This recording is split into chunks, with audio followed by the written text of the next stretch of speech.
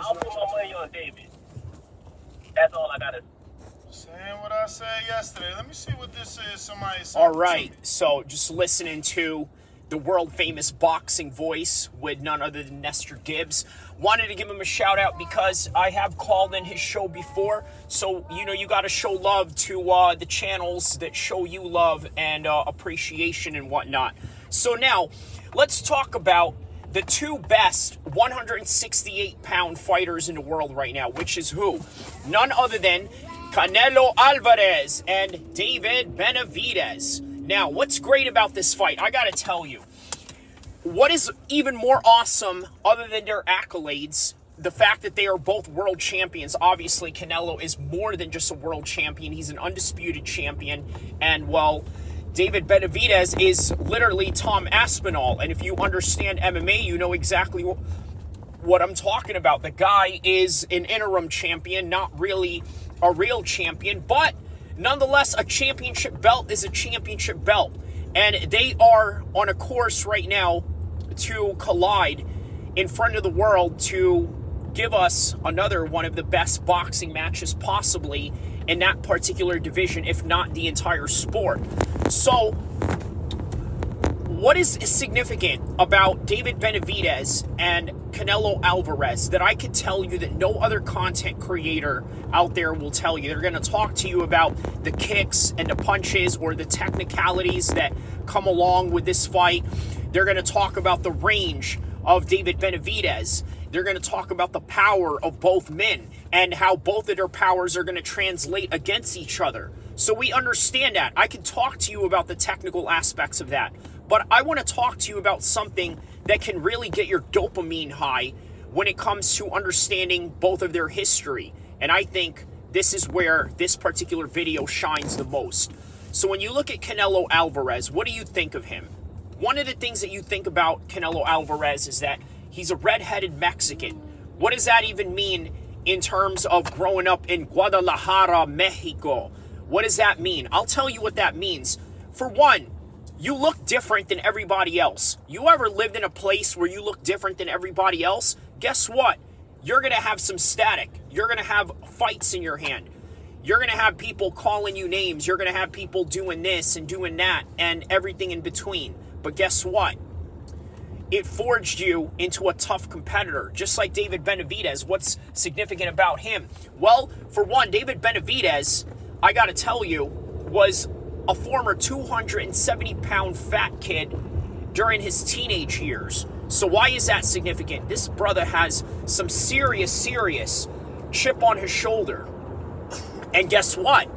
Fighters who have the biggest chips on their shoulder are usually some of the most motivated psychopaths that you will ever run across. And I don't mean psychopath in a negative way or in a psychological way, but in a way where you are crazy for the sport and you will literally die for it if need be, right? So that's how I'm describing David Benavidez in this sense. Also, you got to take into consideration, Mike Tyson says that one of his favorite fighters right now is none other than David Benavidez. And what a great way to get some sort of Legends approval of some sort, right? This is what you get out of Mike Tyson. He's approving you as the man that, well, he favors. Just like what he did when he anointed Tyson Fury. He's like, oh man, there's a 6'9" English guy that's named after me, and his dad was a big fan of mine. Same age as his dad. His dad was going through the same things that I was going through during that time frame. He could relate to that. And there was love for that. And then, of course, there's Francis Ngannou. He had to pick Francis Ngannou over Tyson Fury. And rightfully so. You look at the storyline with Francis Ngannou, the struggles that he had gone through, right? With going through different border customs and then having to sneak into France and living homeless and things of that nature. And the story goes on with Francis Ngannou. But nonetheless, it's great having Mike Tyson approve you. But one of the things that motivates Mike Tyson to being such a big David Benavidez supporter is that he looks at him as someone like himself. Now, is Canelo somebody that Mike Tyson can relate to? Maybe.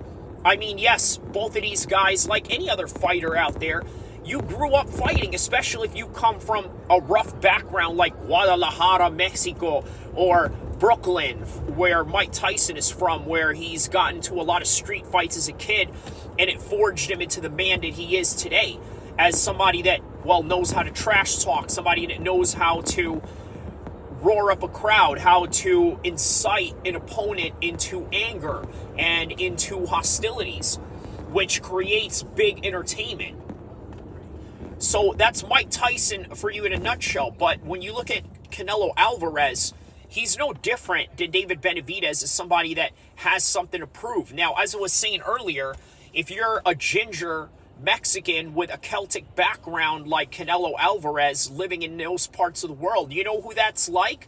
You ever seen the movie Blood In, Blood Out? It was about a movie with these Mexican-American gangsters. One kid was half white, and of course he looked different than everybody else, so he got the stick of it all because of, well, he just looked different than everybody else in the gang. But he proved himself as one of the toughest guys in that gang, and lo and behold, a lot of that comes from the motivation of people doubting you, people looking at you different because you are different. Well, David Benavidez, on the other hand, he wasn't a redhead. He didn't stand out of any particular crowd in his neighborhood or anything like that. Of course, unless we're talking about the fact that, yes, he was a former fat kid, and guess what? Those things will really drive you into a different stratosphere, especially if you're the type of person that is spiteful, the type of person that wants to prove the critics wrong, wants to prove others wrong, wants to show that you are not that guy that everybody saw you as when you were a fat teenager. So this is the type of psychology that I think is really important, understanding these two men. Canelo obviously is a bit of a hothead, right?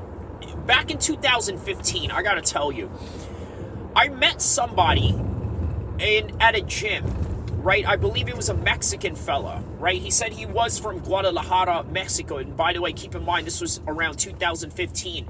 So what were we looking at around 2015? Okay, maybe this was 2 years after the Floyd Mayweather fight with Canelo Alvarez. So at the time, yes, Canelo is definitely a famous entity at that point. What else was in 2015? I think right around that time was when he fought, what's that guy's name? Miguel Cotto. Okay, and then when he fought Miguel Cotto, guess what? A lot of people arguably said that, well, Miguel Cotto should have won that fight, or did win that fight to a certain degree. Well, here's one thing that I can tell